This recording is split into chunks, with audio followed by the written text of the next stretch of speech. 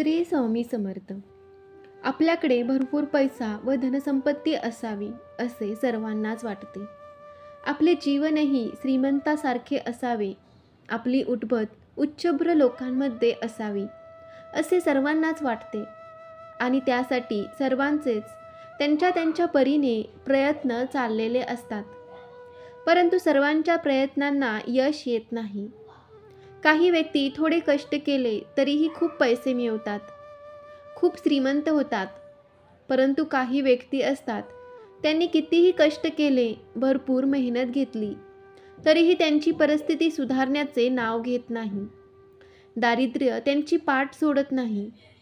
कधीकधी असे होते की घरात पैसा येतो भरपूर, परंतु तो लगेच निघूनही जातो. घरात पैसे येण्यापूर्वी तो जाण्याचे मार्ग ठरलेले असतात.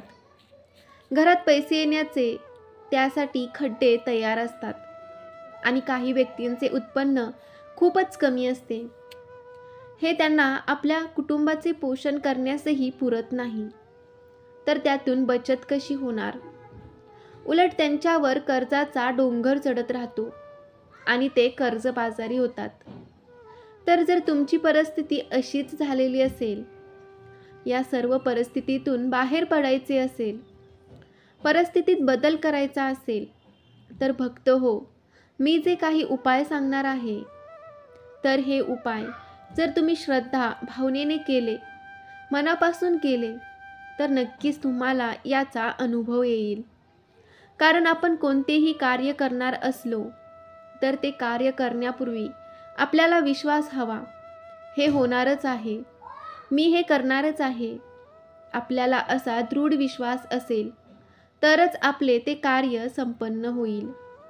म्हणून मनात श्रद्धा व विश्वास ठेवून ही कार्य करावीत.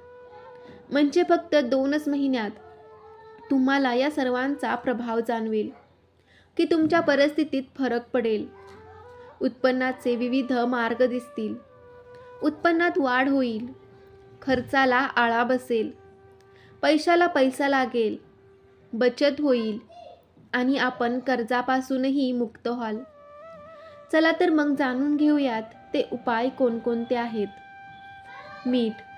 घरातील मीठ म्हणजे साक्षात देवी लक्ष्मी. म्हणून घरातील मीठ कधीही संपूर्णपणे संपू देऊ नका. भरणीत थोडेसे मीठ शिल्लक असेल, त्यापूर्वीच एक नवीन मिठाचे पॅकेट घरात आणून ठेवावी. परंतु मीठ आणताना या गोष्टीकडे लक्ष द्यावे की त्या दिवशी शनिवार नसो. शनिवारी कधीही मिठाची खरेदी करू नये. शक्यतो मिठाची भरणी अर्ध्यापेक्षा खाली जाऊच देऊ नये. त्यापूर्वी त्यात मीठ भरावे. तसेच मीठ नेहमी काचेच्या भरणीत ठेवावे, इतर कोणत्याही धातूच्या भांड्यात ठेवू नये.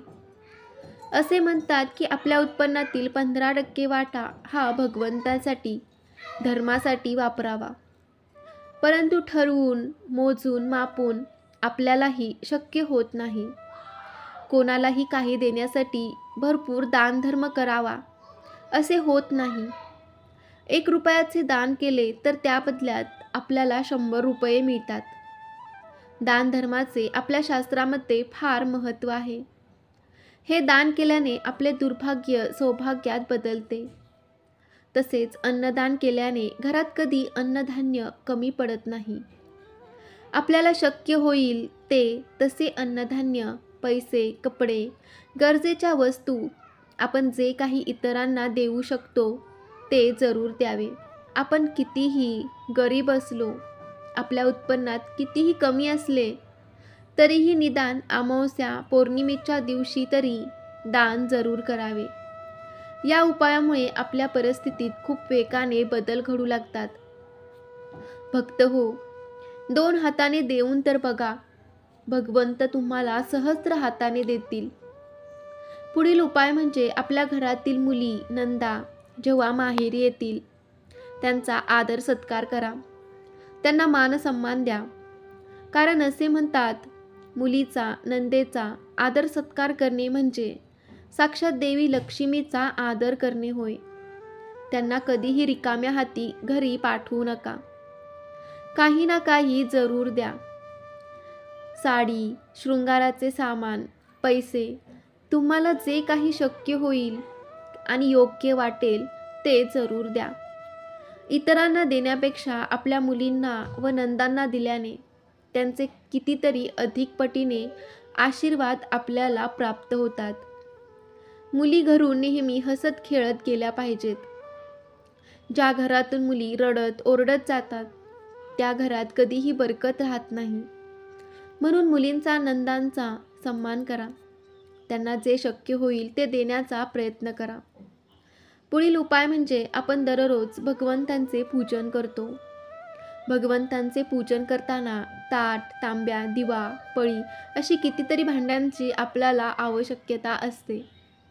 मग आपण देवपूजा झाली की ती भांडी स्वच्छ करून आणि पालथी टाकतो. परंतु हे खूप चुकीचं आहे.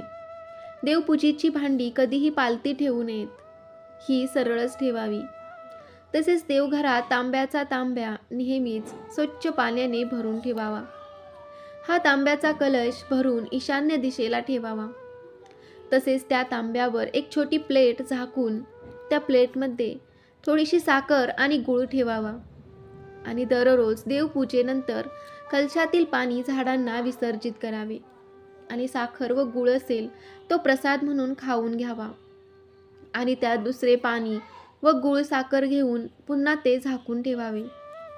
यामुळे आपल्या घरात समृद्धी येते. पुढील उपाय म्हणजे घरातील स्त्रियांनी स्वयंपाक करताना कधीही नेमका करू नये. घरातील सगळ्यांचे जेवण झाले की संपूर्ण भांडी कधीही रिकामी होऊ नये.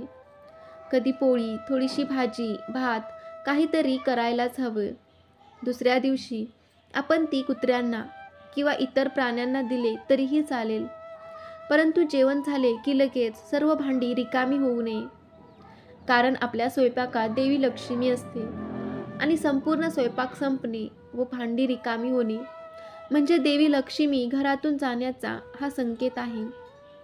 स्वयंपाक करीत असेल तिने या गोष्टींकडे लक्ष द्यावे.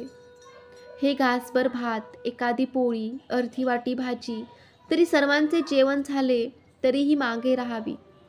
अशा प्रकारे स्वयंपाक करावा. आपली देवपूजा झाली, आपण भगवंताची आरती करतो, हे खूप शुभ आहे. परंतु आपल्याला देवपूजेनंतर आणि ते म्हणजे आपली देवपूजा झाली की 2 कापराच्या वड्या आणि घंटी लावून वाजवत वाजवत संपूर्ण घरातील प्रत्येक खोलीत तो कापूर फिरवावा. कापराच्या सुगंधाने आणि घंटेच्या आवाजाने आपल्या घरातील संपूर्ण नकारात्मक आणि वाईट शक्ती घराबाहेर निघून जातात आणि घरात सकारात्मक ऊर्जेची निर्मिती होते. आणि त्या घरात सकारात्मक ऊर्जा असते. तिथे देवी लक्ष्मी आनंदाने आगमन करते. म्हणून देवपूजानंतर घरातील प्रत्येक कोपऱ्यात कापूर व घंटी फिरवावी. पुढील उपाय म्हणजे आपण घरात दररोज स्वयंपाक करतो व स्वयंपाक झाल्यानंतर आपण जो काही स्वयंपाक केलेला असेल त्याचा नैवेद्य भगवंतांना अर्पण करावा. श्री स्वामी समर्थ. जय जय स्वामी समर्थ. श्री गुरुदेव दत्त. तर भक्त हो, ही माहिती तुम्हाला कशी वाटली मला कमेंटमध्ये नक्की कळवा. तसेच आपल्या कृपादृष्टी या यूट्यूब चॅनेलला सबस्क्राईब नक्की करा. धन्यवाद.